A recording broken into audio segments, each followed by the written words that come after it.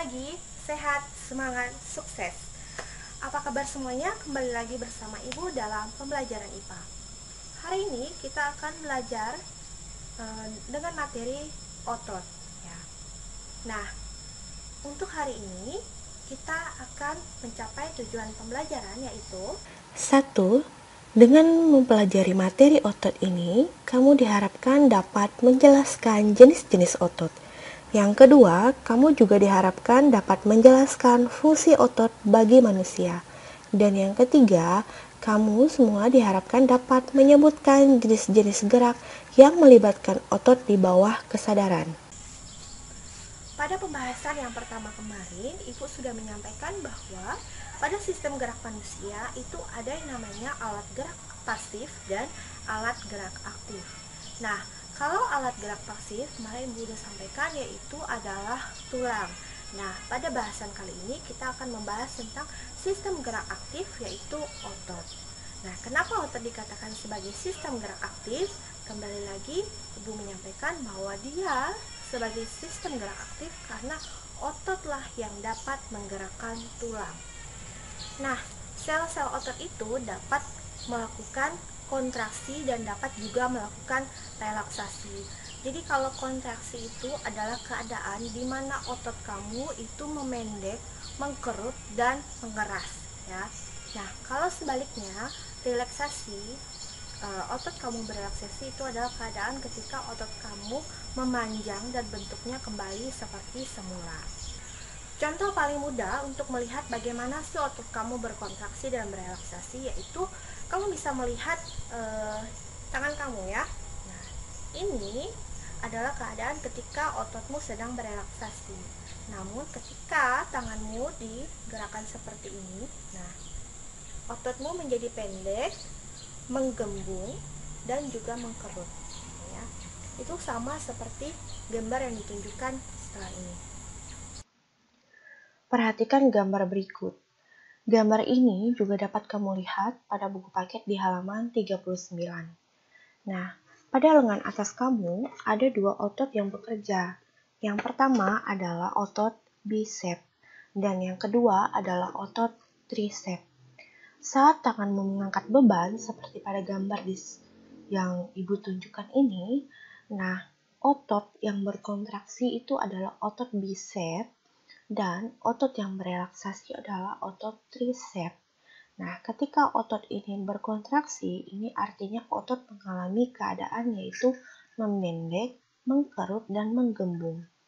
Nah, ketika berelaksasi itu adalah keadaan di mana ototnya memanjang dan kembali ke bentuk semula.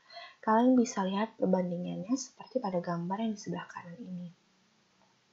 Otot bicep yang sebelumnya berkontraksi, nah kemudian setelah tanganmu melepaskan beban itu, otot bicepnya kembali berelaksasi.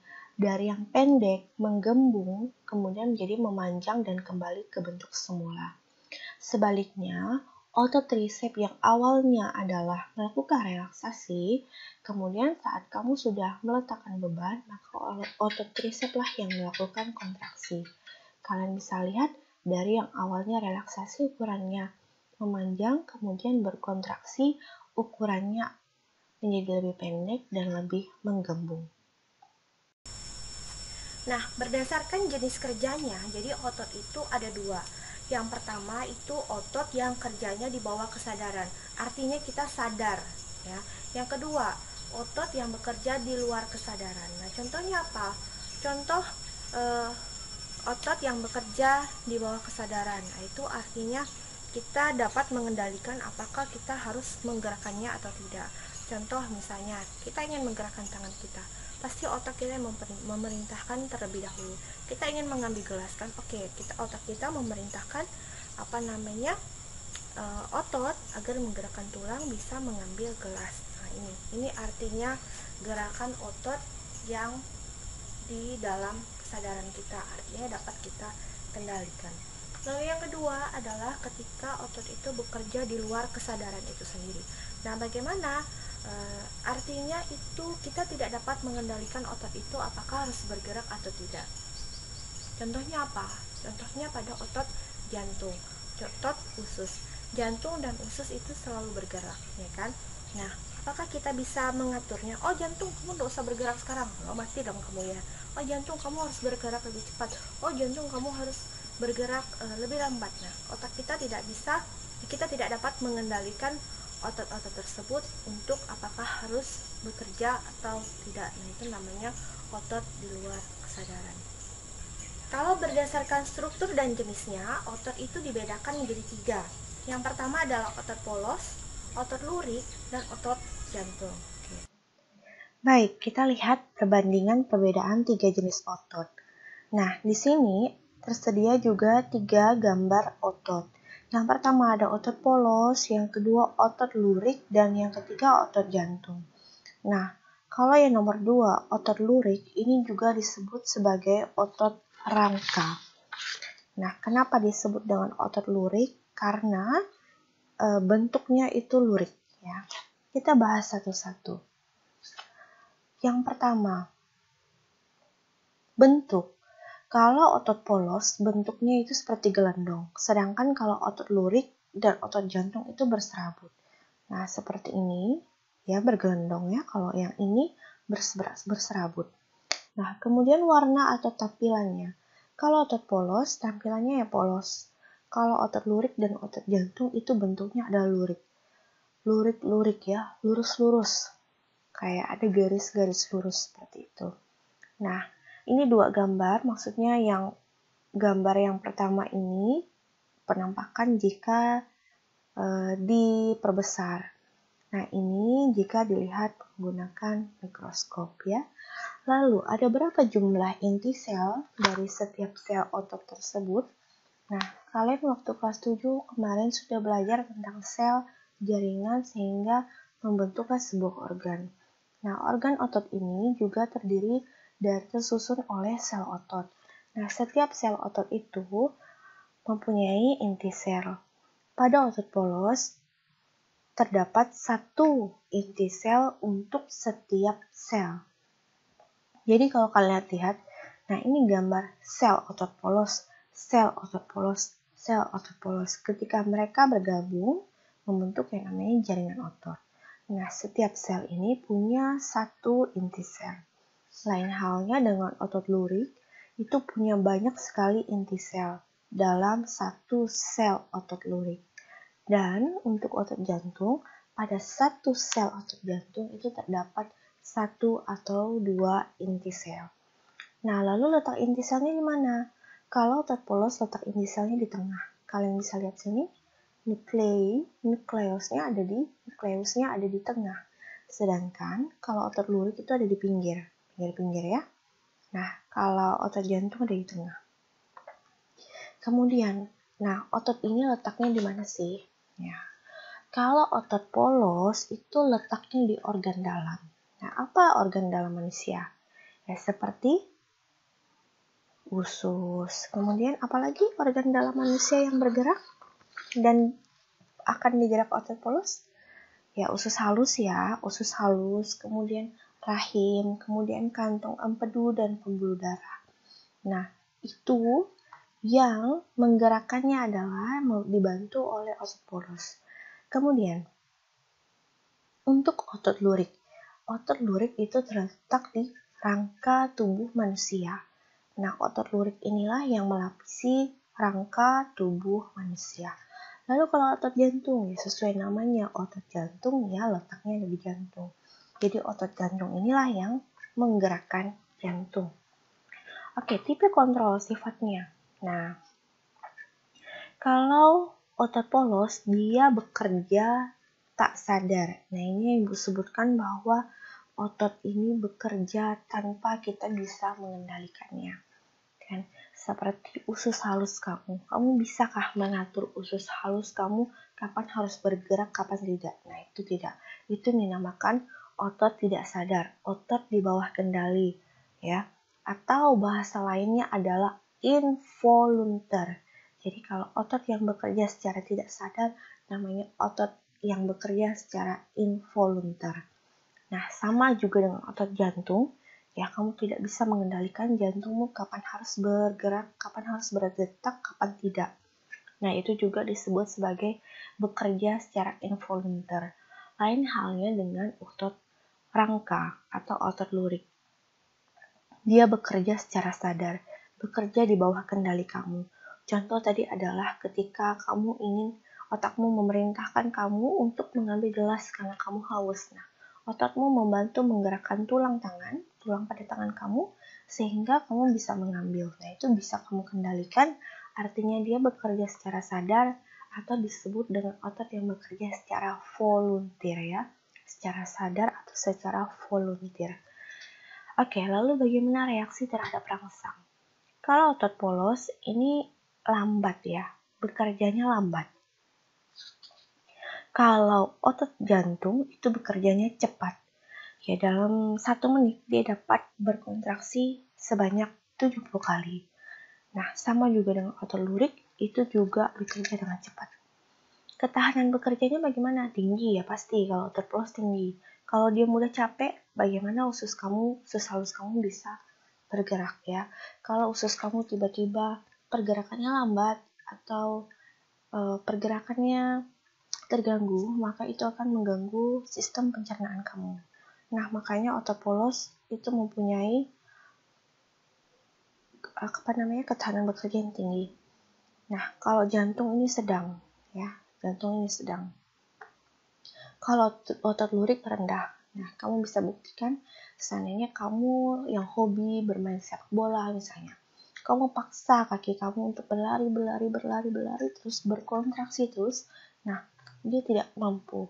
Pada akhirnya kamu pasti akan kelelahan, mengalami kejang otot atau hal lainnya yang tidak baik untuk kesehatan kamu, gitu ya. Nah, kamu bisa lihat perbandingan gambar ketiganya, otot polos, otot lurik, dan otot jantung.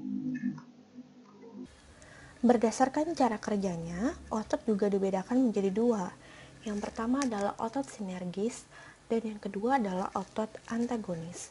Kalau otot sinergis itu adalah otot-otot yang saling bekerja sama. Artinya otot-otot tersebut berkontraksi dan berelaksasi sama-sama. Ya, jadi contohnya pada otot-otot antar tulang rusuk yang bekerja sama ketika menarik napas. Coba sekarang kamu menarik napas dulu ya. Nah, menggunakan pernapasan dada. Pasti tulang rusukmu terangkat kan? Nah, sekarang siapa yang mengangkat tulang rusukmu? Yang mengangkat tulang rusukmu adalah otot-otot antar tulang rusuk. Nah, ketika rusukmu terangkat saat kamu melakukan inspirasi, nah itu otot-otot pada tulang rusuk itu sama-sama berkontraksi. Jadi tidak ada yang merelaksasi, tidak ada yang berkontraksi, mereka semua sama-sama berkontraksi ya.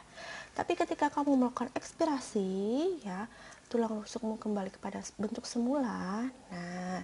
Nah itu otot rusuk kamu sama-sama melakukan relaksasi. Jadi pada saat inspirasi, tarik nafas, ya kan?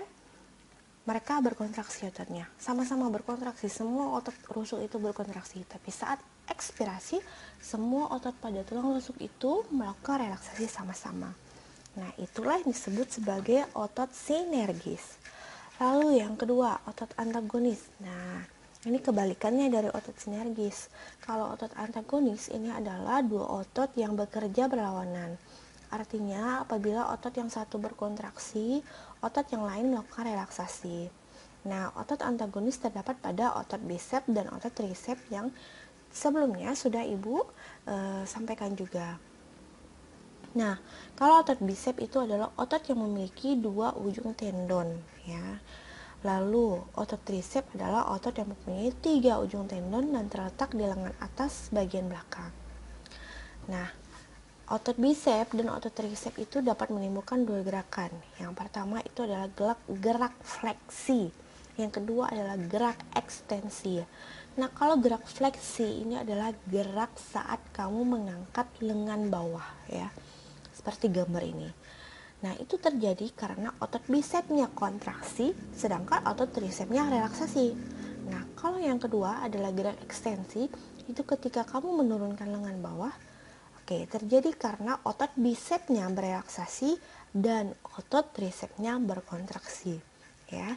ini dicatat, disimak, dipahami lebih dalam lagi ya, karena kalau seandainya tidak kamu pahami, kamu bisa bertukar maksudnya salah makna gitu ya.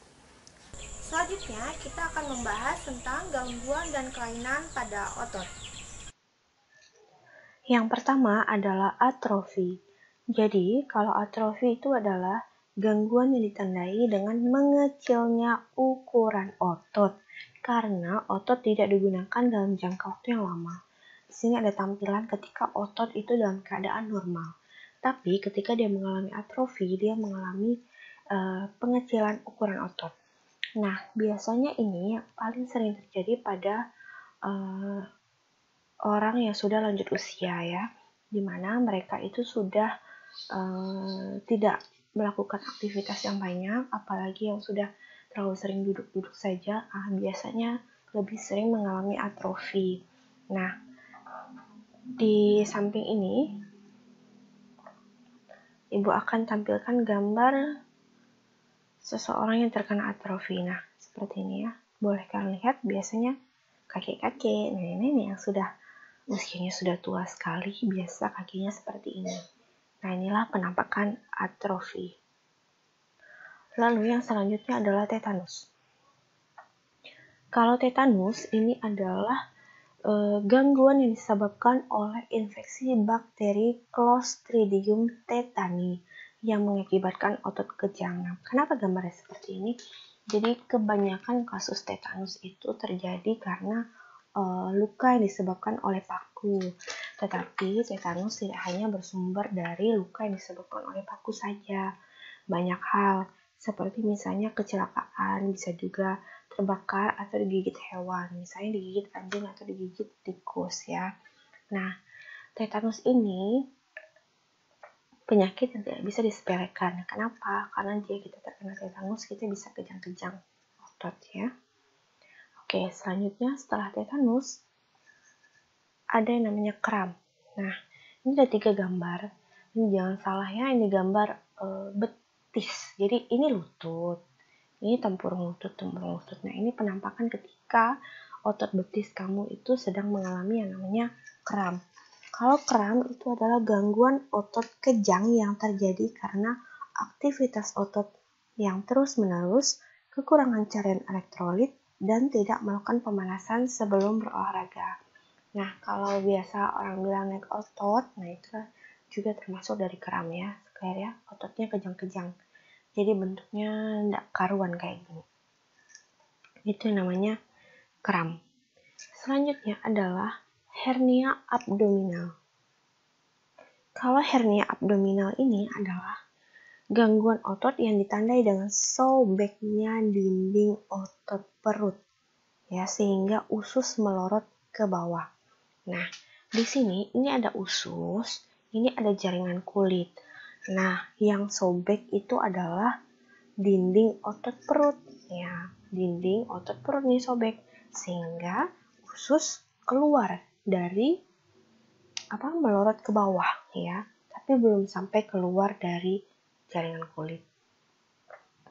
Lalu yang terakhir adalah polio. Nah, kalau polio ini adalah penyakit yang disebabkan oleh virus, namanya virus polio. Dia menyerang saraf dan otot mulai dari leher hingga ke bagian bawah tubuh. Nah, ini adalah kasus anak-anak yang banyak mengalami polio. Kalau kita perhatikan, ketika orang menderita penyakit polio, itu yang paling umum terjadi adalah kakinya ukurannya mengecil ya, ototnya. Nah, bisa kalian perhatikan juga banyak yang tidak seimbang dari ukuran ototnya dan juga tidak bisa berjalan normal. Itu adalah polio. Demikian video pembelajaran mengenai materi otot. Terima kasih yang sudah menyimak dan sudah menyaksikan. Semoga pengetahuan yang saya sampaikan ini dapat berguna untuk kita semua. Selamat pagi, sehat, semangat.